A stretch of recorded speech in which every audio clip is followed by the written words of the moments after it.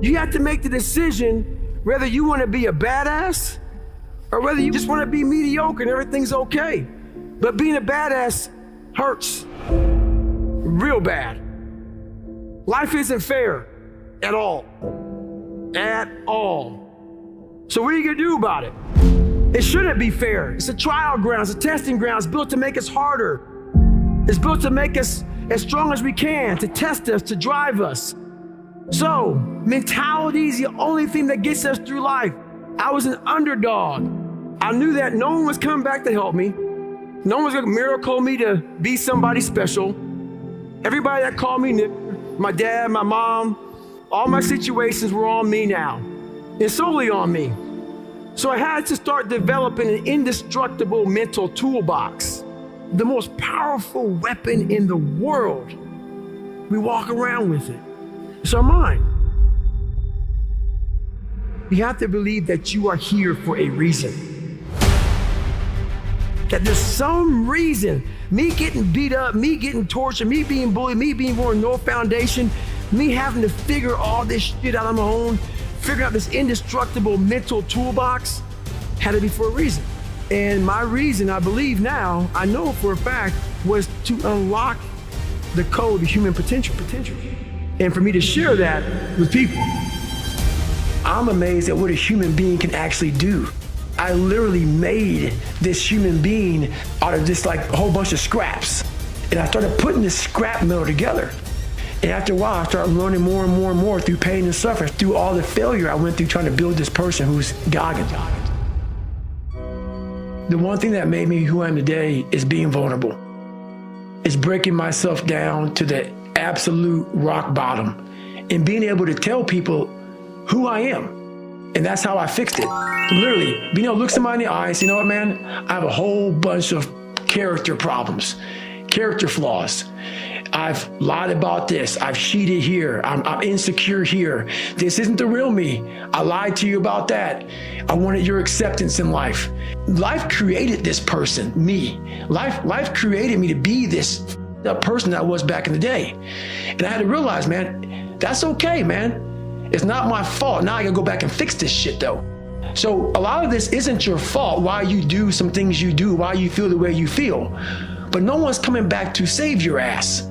You have to go back to where this shit started, wherever that place is for everybody, and have the courage to go back there and start fixing what broke you. One thing I'm most scared of in the world is losing touch with the best thing in the world is your mind. Your mindset, how you can picture yourself, how you can focus, how you can drive, how you can put yourself in so many situations to get out of it.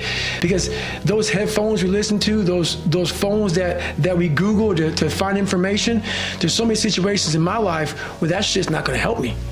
It's not gonna help me because I know what's helped me. None of that stuff's ever helped me. None of that stuff's ever helped me. What has helped me has been me alone, getting my shit together and being accountable for who I'm not and who I want to be. It's the only thing that's helped me.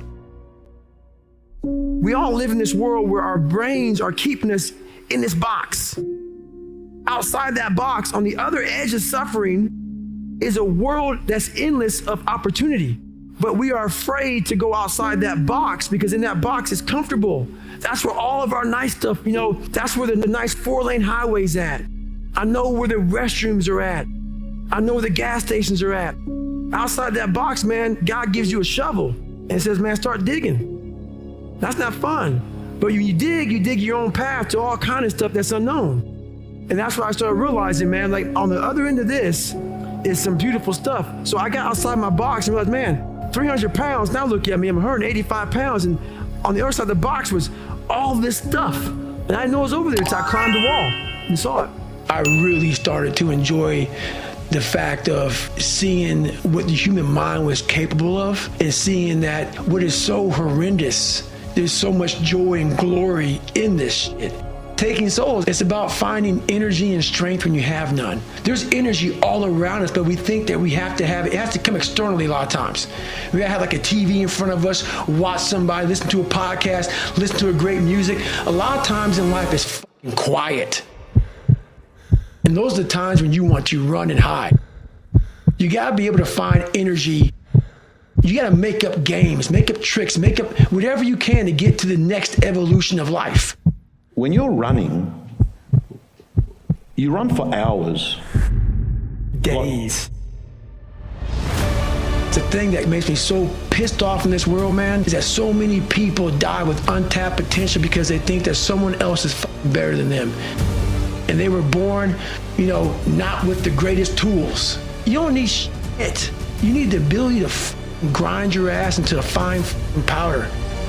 And when you're in that fine powder, find a way to build that motherfucker back up repeatedly. You have to always be willing to work. And a lot of people now are talking. I hear so much talk. I don't hear a lot of work. I hear a lot of people telling you what you should be doing, how you should be doing it, how you should be living. And I look at them and you're fat, you're out of shape, you look like shit, but you're telling the motherfucker how to live. The woe is me mentality. It's too hard. Life isn't fair. These things in life are not easy for me. You look to your left and you look to your right and you start to judge yourself off other people. Everything starts to corrupt your mind. You start to look around too much at other people and what they're doing, and that starts to corrupt your own dialogue. We are judging ourselves against too many fucking people. You have to judge yourself against yourself. This is a race against David Goggins and David Goggins alone. And once you can silence all that bullshit, all the outside interference and things that are attracting your mind to everything, you can then start to grow. We want to skip forward to peace. Let's skip all this pain and suffering and misery of real life. Let's cover it over, nice big blanket, and let's find peace. No, sorry, it's not possible. You gotta go into that fucking hellhole of life that you have that fucked you up and fix it. And that's what I'm here to do.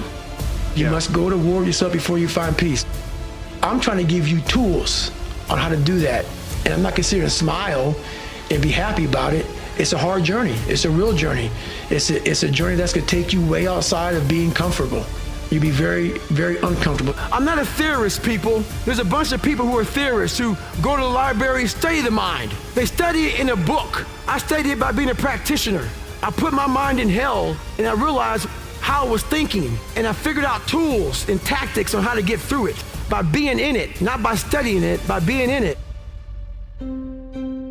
I did 67,000 pull-ups in 9 months, and it calloused my hands. It calloused my hands real good to protect my hands against the bar. I started learning how to callous my mind to callous over my victim's mentality, and that's what I did. And so they sent me to Johns Hopkins. Everybody studied my body. They studied everything. And one guy says, you know what? We can't find anything on how you did all this. How are you able to do all this? A head guy came in from MIT, and he said, you know how he did it?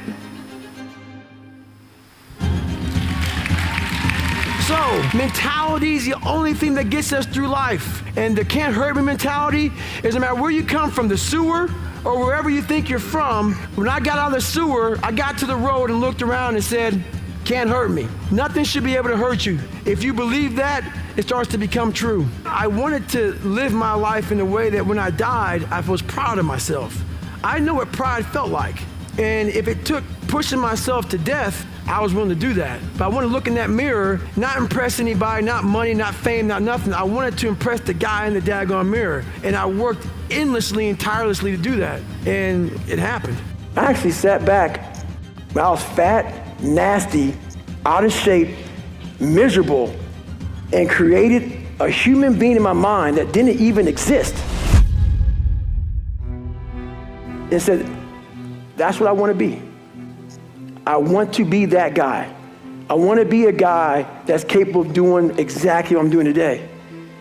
If you weren't born that guy, that mentally strong guy, he can't be made. But in making that person, you have to be who the you are every day of your life and never care about anybody who gets in your way that says you're not doing something the proper way. When you get beat as bad as I did, I lied all the time. I wanted to be accepted and loved and all that shit that I created about 50 people.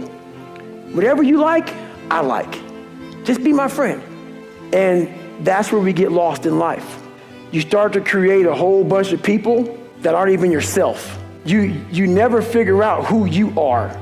You never live up to your dreams, your ambition. You live up to what whoever is around you that you like so much, that you want to emulate and be like so much, you live their dreams. You lose your power. You lose your power. The ultimate power is owning yourself.